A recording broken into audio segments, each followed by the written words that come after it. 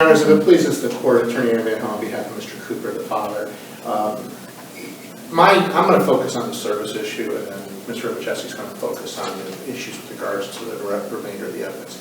We have a problem that's going to be a tsunami, both in this court and in the sister districts around the state, and that is the issue with regards to COVID service, which has become problematic in both the trial courts, mostly with civil and family law related cases. It's not really as much of an issue in criminal cases.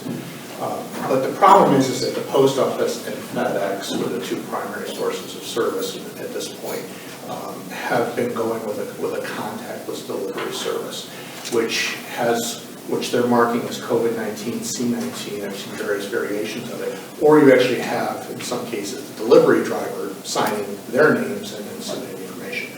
The problem is under the longstanding case law of both Ohio rules and the revised code, I don't think that qualifies as valid service. And the reason is that you're not ensuring that the person who actually needs the information is the one who's receiving it. And like I said, this is a case that I've had similar arguments and issues in trial courts throughout northern Ohio at this point. But the problem is that when the post office and the FedEx are taking liberties and using either their own names, even at some points writing down the person who's supposed to be receiving its name and dropping off the service, then we are coming to a situation where the person who needs the information is not getting it. And I'm going to use the worst case scenario, which is the case out of Cuyahoga County. This court will not hear it. That's why I'm going to use that case as an example. A woman who lives in Kansas is served with a lawsuit from Cuyahoga County, travels extensively for work, and was only notified of the lawsuit as a result of a member of the media contacting her and saying what's going on while she's on the East Coast. She was able to send a family member over. Sure enough, there's certified mail in the mailbox. But if it hadn't been for a member of the media contacting her, she would have never been notified, and then her 28 days would have started clocking. Similarly, we're having the same issue, and I think that this court's going to get a bunch of these cases. And I know that I believe it's the first district is the only one that's actually looked at the issue. At least that was the last time I researched it, that being CUC Properties 4 versus SmartLink Ventures, 2021, Ohio 3428. And in that case, it was marked as a COVID-19 service on the return. That first district held, no, that's not valid service. It did not get to its intended destination. It did not get to its intended recipient. How is that person supposed to thus answer? The problem is also when somebody moves. If somebody moves their house, or if, in this case, Children's Services is using the last known address of a person, it may not be the current address of the person. If we at least get a return back that says not valid, does not live here anymore, that's one thing. And then Children's Services, the government, the plaintiffs, whoever it is who's the moving party can then try to effectuate service in a reasonable manner. Counsel, I just want to ask you though, in regard to all this, I know that this is obviously your first assignment error, and you indicate that it was not raised below. Correct. But then you say the court didn't have jurisdiction. Wouldn't it be more accurate that the court had subject matter jurisdiction but didn't have personal jurisdiction? Correct. I just wanted to make sure. And I apologize for any kind of clarification issues, but yeah, I mean the court's personal jurisdiction over something obviously does not start until service is perfected, and so that's what I'm asking the court to focus on is that look, let's get the service issue, and I understand that part of the problem is with the way that the cases are being docketed in the clerks of court. That once there is a return, they just mark it as services has been achieved. And you have to take those next couple levels and look downwards into the actual documents themselves. And so until we start, and I would argue that that's actually the plaintiff or the movement of the government's responsibility to ensure that they have perfected service prior to proceeding with the case. And so given the lack of service in this case, I think proper service, I think this court has to remand the issue back to vacate and remand the issue back. And so unless the court has any questions, I would defer to Ms. Robichewski. I don't think so. Thank you so much. Thank you. And you used about 4 minutes, so if you want to... Those auctioneering skills are coming in handy. That's right.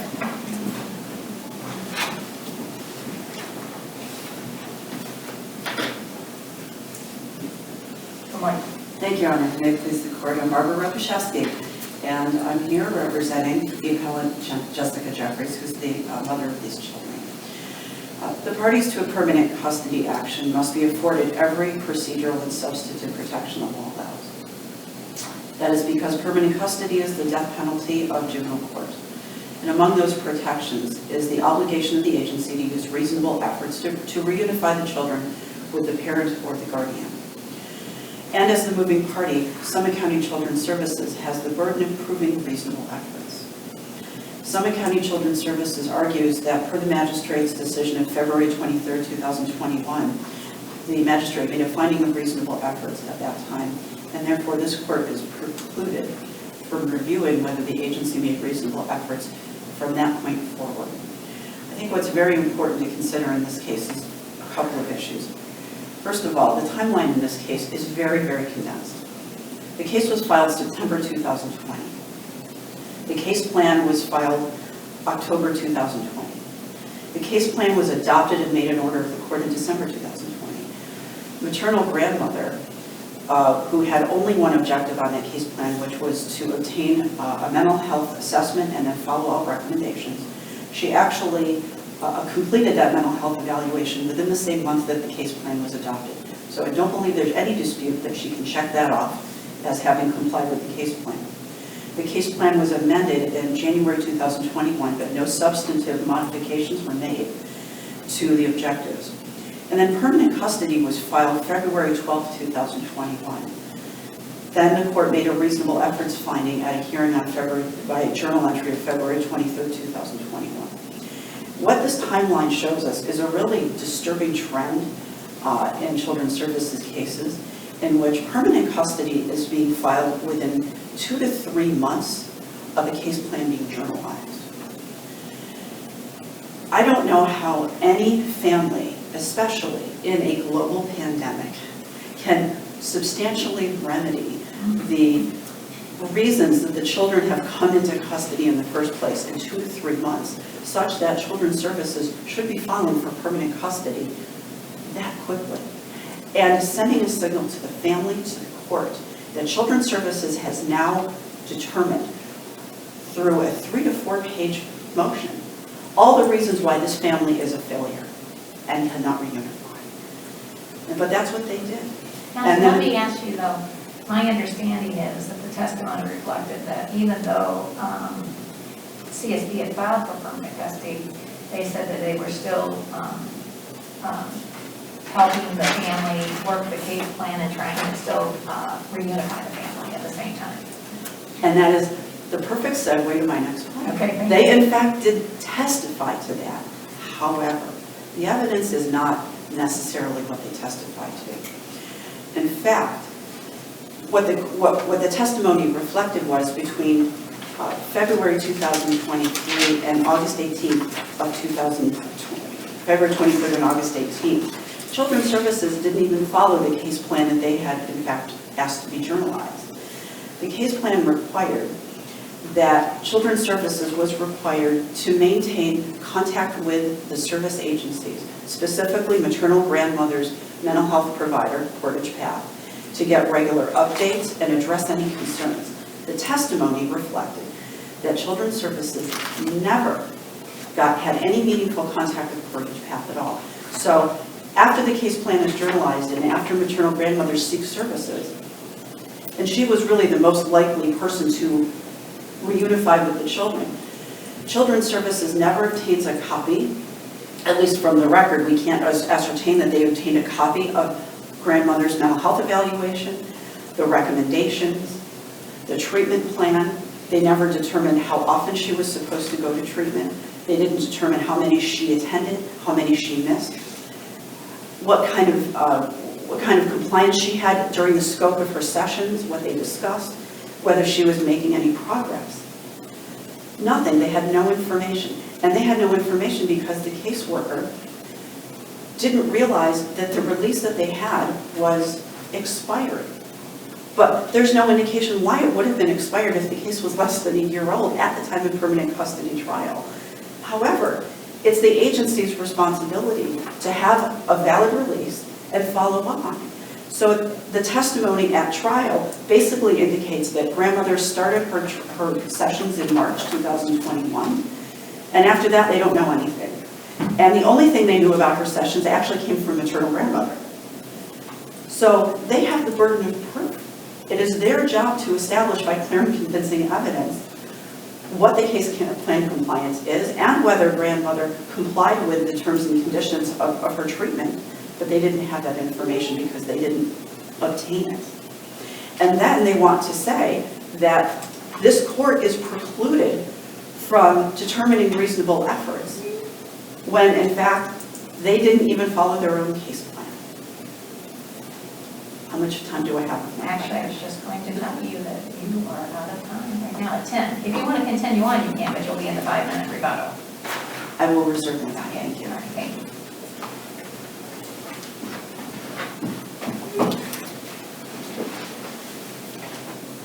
And things are a lot easier with you. You have 15 minutes. I appreciate that. Good morning, and may it please the court. I'm Jacqueline at court on behalf of Children's Services to urge this court to affirm the decision of the juvenile court because there are 4 reasons to affirm. First of all, permanent custody is in these children's best interests. Second, the trial court's decision denying a 6-month extension of temporary custody, or legal custody, or temporary custody, was not random, repugnant, or baseless. In other words, it wasn't an abuse of discretion. Third, the parties forfeited any issue concerning the reasonable efforts that the agency took. And finally, to address Father's chief argument here today, service by FedEx in this case was proper, and even if it were not, it was waived. So to start by addressing Father's arguments first, with the service issue, he's referencing the SmartLink case, which the agency did cite in its brief. That was a First District case concerning Civil Rule 4.1A1A concerning certified mail service. And even the Cuyahoga County case that counsel references deals with certified mail service. That is actually the very issue in the SmartLink case. And that was because in SmartLink, as in apparently the Cuyahoga County case, when the U.S. Postal Carrier went out with the certified mail service, they didn't indicate on the return receipt who had actually been there to accept the delivery. And I will remind the court that in SmartLink, it does refer to the fact that under the civil rules, we are not required to actually give the delivery to the actual addressee, okay? It can be basically anyone who is there. To have proper service, however, what's required under both the sub-rule for certified mail service and for commercial carrier service is that you have to indicate who actually accepted the mail piece or the FedEx piece. And that's what happened in this case. There is a name of who this person was who accepted the mail piece, even though the actual signature block may say COVID-19, okay? So we do have, according to the rules, what you need to have under the rules for proper service, which is the name of the person to whom it was given, a signature, the date when it was delivered, and the address to which it was delivered. So that is proper service for FedEx or even for certified mail. The problem with SmartLink was, again, the postal carrier did not indicate to whom it was delivered, and in SmartLink, the facts were somewhat different. Where SmartLink went wrong was that, of course, was a commercial lease, and it was a landlord-tenant issue, and the defendant in the SmartLink case never did receive proper service and only appeared in the case when the default judgment was issued. Now that's not the case here because, as we all know from first semester civil procedure class, jurisdiction is not all jurisdiction. You have 2 components of that: subject matter, which cannot be waived at any time, and personal jurisdiction, which is what we're talking about here with service. which not only can be waived, but is waived unless it is not raised early in the case. And in this case, personal jurisdiction was waived by all parties in this case at least once. We have 4 hearings in this case starting in October of 2020 at which father, grandmother with counsel, and mother's counsel were all present. And there's no indication that anyone raised the issue of service. In fact, there's no transcript of that in the record. However, at the adjudication hearing on November 23rd of 2020, there is an order that indicates that service was either perfected upon the parties or it was waived. Father and his counsel were present at that adjudication hearing. There's no transcript of that in the record.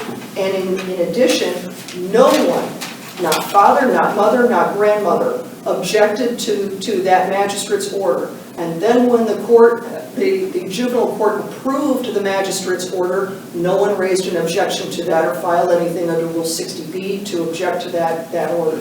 So that issue has been waived. If there was a problem with service, that was the opportunity for all the parties to have objected to the service. So regarding the service issue, service was proper, and even if it had not been, it has been waived. And similarly, with the reasonable efforts determination, mother is objecting to that. However, we had a hearing on November 30th, 2020, where father waived the trial, counsel, and he had counsel there. Mother and grandmother were present with their counsel. The order that results from that says that reasonable efforts were found. There was no objection to that finding, either when it was at the magistrate's order stage or again with the juvenile court. Again, in February 23rd, 2021, there was an order issued by the magistrate after a hearing. Again, reasonable efforts were found. There was no transcript of that in the record. There's no objection to that in the record. There was no objection to the juvenile court's resultant order. So even if, irregardless, and I hate using that word, but regardless, even if that had been an issue, that issue has been waived because no one, not mother, not father, not grandmother, objected to the reasonable efforts finding prior to the permanent custody trial. And it is long settled law in this district that when reasonable efforts have been found by the court leading up to the permanent custody trial, no reasonable efforts finding must be made by the court at the trial. So that issue has been waived and is long gone. And you're saying it was waived in this particular case because of the fact that the magistrate made the finding before, obviously, after they had heard all the evidence, and then there was no objection made to the finding. That's correct. Let's just say that we know that magistrates are very much involved, but let's just say it was the judge holding the hearing and they found there was reasonable efforts, but nothing was said at the hearing other than obviously just, presenting evidence that they felt that was relevant to whether reasonable efforts were made. I'm not sure that that would actually be different because if there was evidence presented and the judge versus the magistrate still heard the evidence, then there is still a procedural mechanism by which the parents could have objected to that, and that is under Civil Rule 60B. So that's always available to the parties. We have an additional layer with this because we do have a magistrate's decision that issued that following a hearing. And just again, there's no grounds that this court has to cast doubt upon those magistrates' decisions in this case because we don't have transcripts. So this court must presume regularity. So that, again, the agency's position on that is that it's waived. Otherwise, the trial court's decision denying the 6-month extension of temporary custody, again, was not an abuse of discretion because basically, as the court found, the arguments are based by the parents and the grandmother were based on speculation that grandmother could have provided a safe home if she had been given more time. And I would remind the court regarding that, and also regarding the best interests of the children, that just checking off the boxes of a case plan is not dispositive. In fact, it's not even in the statute, where the statute describes what is in the best interest of the children. And that's 2151-414. And finally, I'm not sure how much time I have left. I'm used to the clock. I know, you actually have 6 minutes left. Okay. Just to get into this just a little bit, it clearly was in the best interest of these children to be in the agency's permanent custody. Again, even though the case plan is not dispositive, mother did nothing toward it. Father checked off the boxes, but with the spotty record. And he, for instance, he did engage in some services with Everwell, but he would not set a schedule for that. Grandmother checked off the boxes, but her behavior never indicated that she was getting any benefit from the services that she may have been receiving.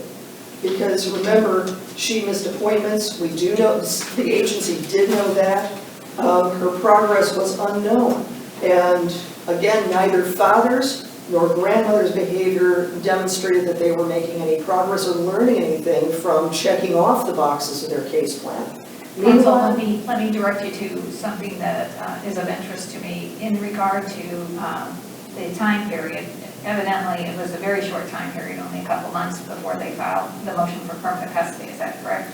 That is correct. Okay, and so my question with that is, my understanding is the evidence presented, the testimony presented was that even though they had filed quickly for permanent custody, we're still working reunification. Isn't that inherently inconsistent? Not necessarily. And I think and I'm not just directing the court to the testimony that I quoted in the brief, but also I think it's taking into account the entire history of this case, which dovetails with the custodial history of these children. These children were first removed from mother's care in 2015, and legal custody of them was given to their aunt. Okay, at that point, the youngest of the children was a year old.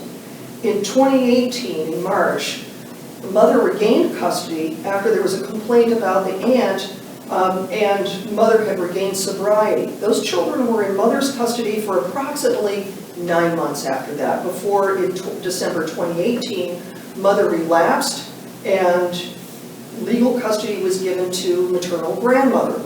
And at that point, the youngest of the children was 4 years old, the oldest was 8 years old. This case opened on September 3rd, 2020, while the children were in the legal custody of maternal grandmother, because there were reports of injuries on all of the children. There was a report that mother's boyfriend slapped one of the children in public. I believe it was the youngest one. And at that point, maternal grandmother said to the agency that she had health issues that caused her not to be able to care for the children any longer. And at that point, mother was also living with maternal grandmother. So that's when this case opened. So there is a history beyond just this case. And then in September, within a month, legal or temporary custody is awarded to father. And he has the children for approximately 2.5, going on 3 months, when he forfeits the children, just takes them over to mother and grandmother at the behest of his girlfriend and leaves them with them. Without getting permission, without getting court approval, nothing, just leaves them with them. So, and I know that was during the course of this case, but I did want to highlight for the court the custodial history with these children, which is relevant to the best interest determination. So these children have essentially been in the custody of their mother for 9 months since 2015, and with their father for only 2.5 months of their lives. Okay, and I appreciate that. I guess what I'm getting at maybe is not just for this case, but for future cases, because my understanding is they have no duty to do reunification efforts while they're seeking permanent custody, because the whole point of permanent custody is reunification has not worked. So is that the case, or am I misunderstanding? Well, I think legally that's not the case, but as a practical matter, and as in this case, had there been indications by, for instance, maternal grandmother that she was following up and taking to heart the things that the case plan wanted her to do, to address her mental health, to address her serious depression, which had caused some of the problems with her and with the children and with mother, and establishing more boundaries with mother so that mother wasn't creating a danger in maternal grandmother's home for maternal grandmother and the children. Had there been an indication of that permanent custody motion could have been withdrawn. But there wasn't any indication of that, and given the children's custodial history and their need for permanence, that's why the agency went forward as it did. Well, I guess I'm just anticipating the next case where CSB doesn't do that, and the issue on appeal is, well, CSB could have still tried for reunification and made efforts to reunify the family during the time period that permanent custody was sought. But I think, Your Honor, I think these have to be case-by-case determinations. I don't think that we can establish a bright-line rule that says there's only a specific time frame, and shorter than that, you cannot move for permanent custody.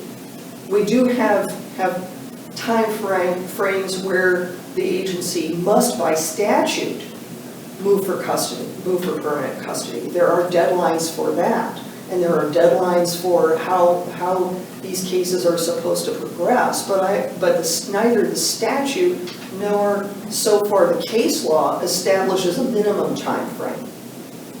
Thank you, counsel. Your time is up. Thank you. So I would just ask the court to affirm. Thank you.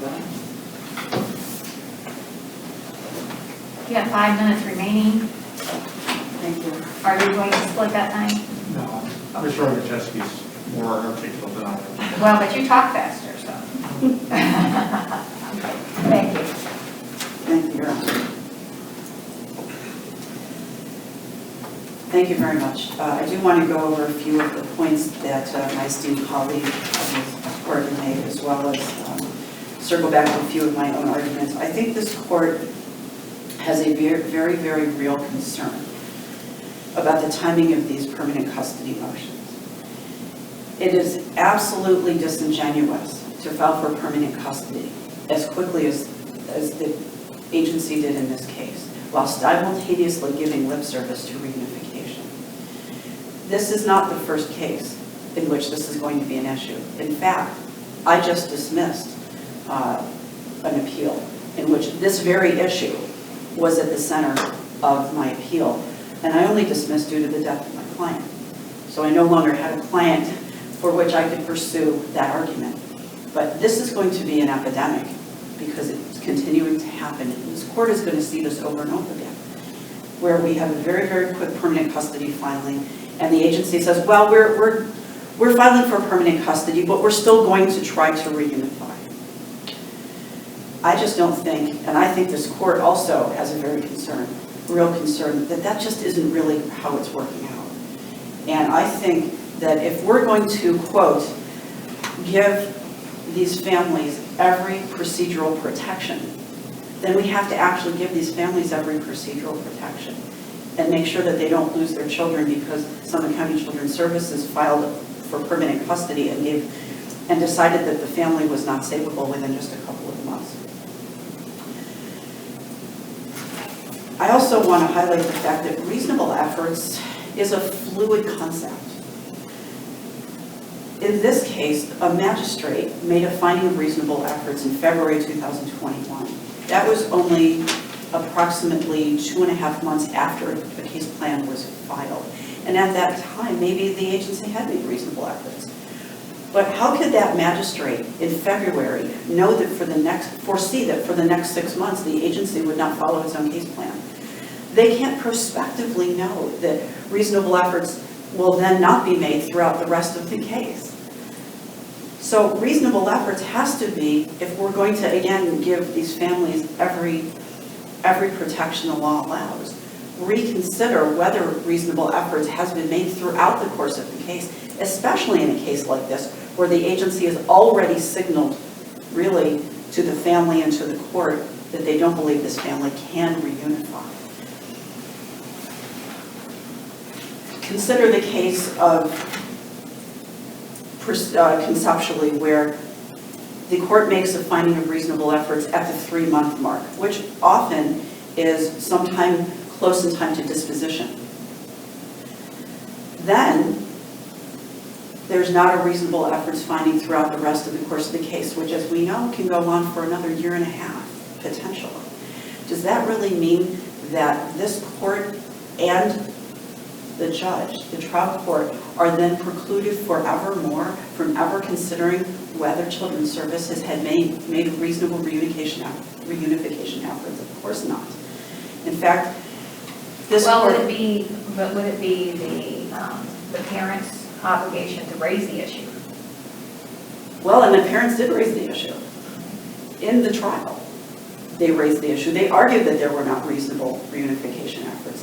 The judge didn't agree with that, and here we are, in front of this tribunal, to revisit that issue. But there are usually different hearings before, obviously, the final permanent custody trial. Sometimes there are, sometimes there are not. In this case, there was 6 months between I believe it would have been a pretrial or a review hearing, and the PC trial. Thank you. It often just depends on the procedural posture of the case. And while the trial court is not required to make a finding of reasonable efforts at the permanent custody trial, there's nothing that precludes the court from doing that, which they have done in this case, which then leads us to this court to review whether that was a proper finding or an abuse of discretion. But this court, in the case of In Re HS, reviewed the reasonable efforts issue. Over the life of that case, and it was up on appeal twice, this court twice sent that case back down to the trial court and said, no, the agency did not make reasonable efforts. They were concerned about the filing of PC so close in time to a new case plan being filed, just as in this case. And they were concerned the Children's Services in that case did not follow the case plan, did not provide the services that were required, did not take into consideration the deficiencies and the challenges of the family. Counsel, I didn't want to interrupt you in mid-thought, but your time is up. Thank you, Your Honor. We ask that the court reverse. Thank you. The court will take the matter under advisement and issue a written opinion that will be sent to the parties, as well as you can look on the Ohio Supreme Court website where we release them electronically.